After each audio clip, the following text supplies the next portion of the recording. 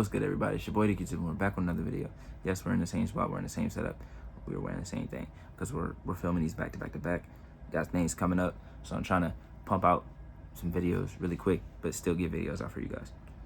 So in the NBA Cup final preview that I was doing, I started talking about Jalen Brunson, and I've been asking myself this over the past month or so: is Jalen Brunson underrated? And I know what people's mindset goes to when they hear the word underrated. They think somebody like J Huff, somebody that people don't really think about. Zubox a year ago, 2 years ago.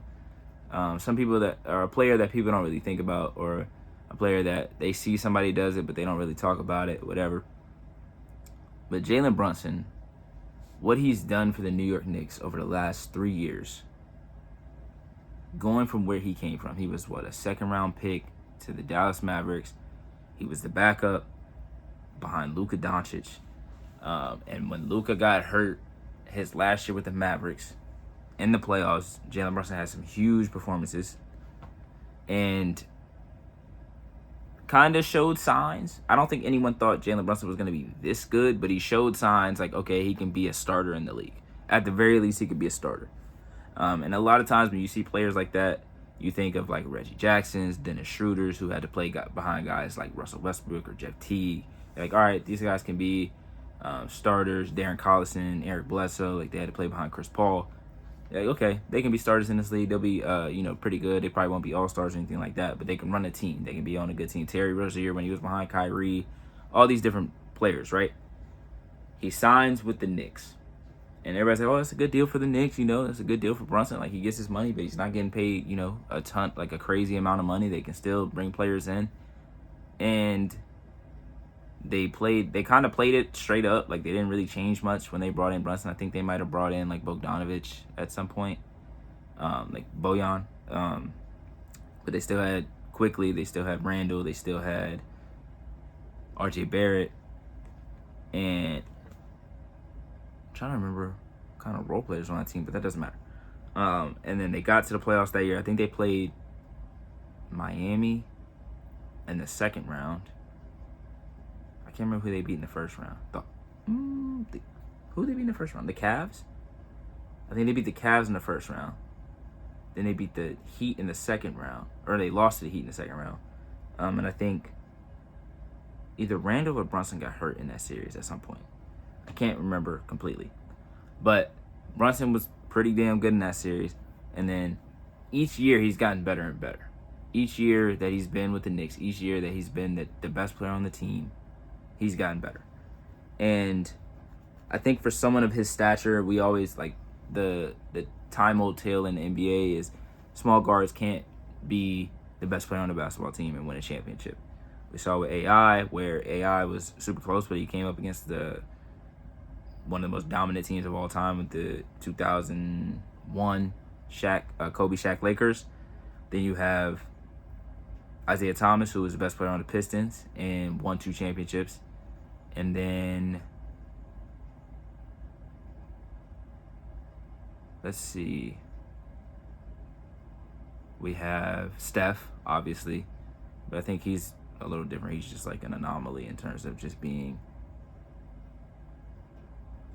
just otherworldly in terms of being a great basketball player.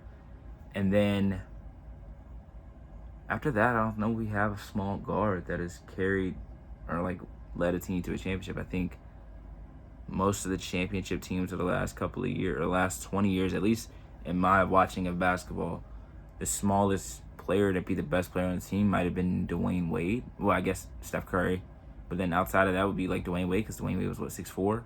So, and we're not that far removed from Becky Hammond saying on, I think it was The Jump at the time, NBA Today, NBA something, that she didn't think Jalen Brunson could be a 1A and win a championship, or the best player on the team and win a championship.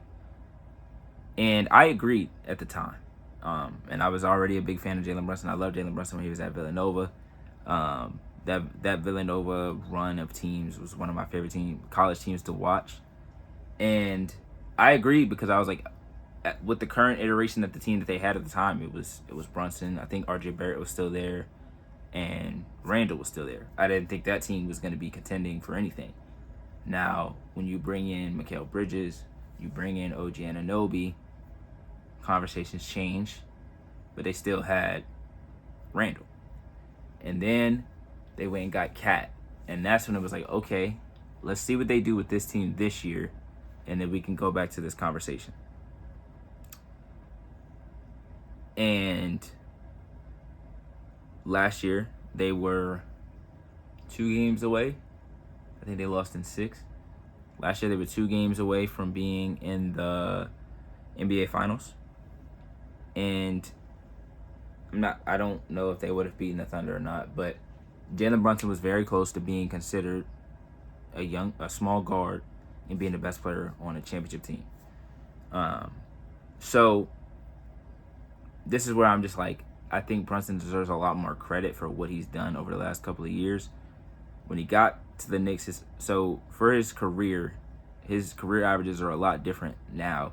His first year, he averaged 9 points. Second year, 8. Third year, 12. Fourth year, 16. And that was the year that Luka was hurt in the playoffs against the Jazz, I want to say it was. And he started 61 games that year, played 79. So he started a lot more that season, and he was able to like really just be like, okay, like there is something there. His first year with New York, he averaged 24 points, 6 assists. The next year, he averaged 28 points, 6 assists. Last year, he averaged 26 and 7. And then this year, he's averaging 28. We'll round up, give him 29 and 6. And he's been super efficient. He shot at least 48%. We'll round up. He shot 48% every single season. From 3, he shot 41, 40, 38, and 37. Free throw line, he's always been really good at. So I think he deserves a lot more credit, not only because of the numbers, also because it's in New York. Not a lot of people want to take that challenge of going to New York and being the guy. Now, granted, no one saw this coming, but I'm sure Jalen Brunson in his head, in his mind, was like, if I go here, I'm going to be the guy. I'm going to be the best player. And I know what I'm capable of doing. And you can see that, that has come to fruition. I will say, him being the best player on the team and them being this good and being close to championship contention is not crazy, but it is really cool to see because he's a player that isn't super athletic, isn't like this like shooter, like sniper of a shooter from long range or like from like logos like Dame and Steph. He's not an athlete like John Wall, Derrick Rose, Westbrook. He's a crafty guard that is capable of doing all of those things. He can score. He can score in the paint. He's got a great floater. He's got a great footwork inside the paint. He's able to get to the free throw line. He shoots the 3-ball well. He can shoot in the mid range. He can play in isolation. He can score off the pick and roll. He can do so many different things, and I think he doesn't get enough credit because people are just like, oh, it's the Knicks. Like, we don't trust the Knicks to win this, or we don't trust the Knicks to do this. But the fact that they're even in this conversation is because of one guy. Like, they wouldn't even be in these types of conversations if it wasn't for Jalen Brunson. The last time they were in these conversations, they had Carmelo Anthony. So my thing for Brunson is for somebody to have the weight of New York on his shoulders. And everyone knows when you play the Knicks, the player that you want to stop, the player that you want to game plan for is Jalen Brunson, right? In your mind, okay, it shouldn't be too difficult to stop Jalen Brunson. Like I said, he's not a sniper from the logo. He's not super athletic. He's not super fast, but he understands his game. He understands what he wants to get to, and he deserves a ton of credit for being able to do that night in, night out, with him being number 1 on the scouting report every single night. Now, granted, him getting Cat helps a lot because you still have somebody that is a all-NBA talent, a all-star level talent that garners a lot of help, garners a lot of scouting and things like that. So I will say, it's not like, I'm not saying this like it's just Brunson out there, but Brunson deserves a lot more credit than he's gotten over the last couple of years for what he's done with the Knicks, because again, before he got there, no one was trying to go to the Knicks. Like, we saw KD and Kyrie both say no. Fans were hoping that Zion would get drafted there. Didn't happen. Like, we saw so many different players turn down New York. Jalen Brunson said, bet, I'll take New York. I'll go to New York. And then his guys got there with him. Like Josh Hart got traded there. Mikal Bridges got traded there. DiVincenzo was there. Eric got traded there, or did he sign there? I can't remember if there was a trade or not to get DiVincenzo to New York. But he was there too. And then obviously DiVincenzo had to go out in the cat trade. But just seeing the evolution of Brunson from Villanova, player of the year of Villanova, second round pick, backup, to starter, to going to New York, all-star, all-NBA, and just continuing to rise in his level, continuing to get better and better each year. It's been incredible to watch, honestly. I think these kinds of jumps, we don't really see that often. I think people are just used to it now, so they're not really like, oh my God, like look at what Jalen Brunson. Jalen Brunson was a second round pick, man. He was one of the first picks of the second round, but he was still a second round pick. And a lot of times now we've seen 5 second round picks get shipped off like it's nothing. We've seen Jokic become the best player in the league, second round pick. We've seen Draymond become one of the best defenders of all time, second round pick. If you can get picked in the second round and feel like, okay, I can make my mark in this league, I just gotta wait my turn a little bit. Draymond had to wait a little bit, and once he got his opportunity, he never gave it back. Jokic, they saw it, they said, you know what, Nurkic, you can go. We're gonna run with Jokic, and it's worked.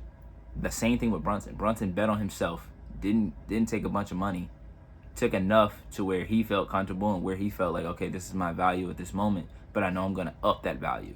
And then he upped that value, and then he still took less so that his team and his teammates could get more. So his players like Mikal and OG could get their money, so that they could go out and get players that can help him. He doesn't need to be the guy that gets $250 million, and now we got to figure out how we're going to put a team around him, and now you want to ask out because you don't got no help because they can't. There's not enough money on the books.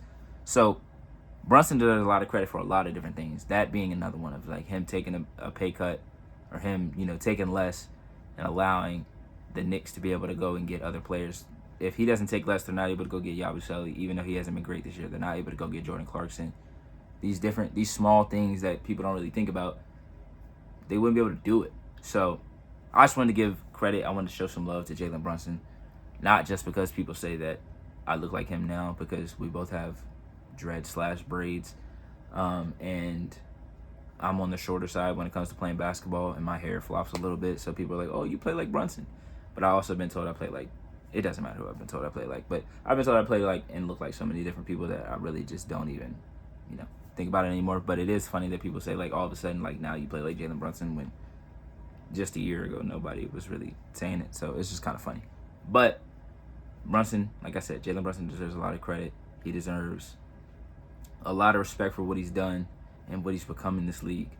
And yeah, that's all I really wanted to say. I really wanted to just shed some light on Jalen Brunson. Even though he's a guy that averages almost 30 points a game, I still think there's a lot more that he could be talked about for. So I thank you guys for watching. I thank you guys for tuning in. Make sure you guys like, comment, subscribe if you want to see more. It'll be on this channel. I appreciate everyone that has tuned in. Thank you.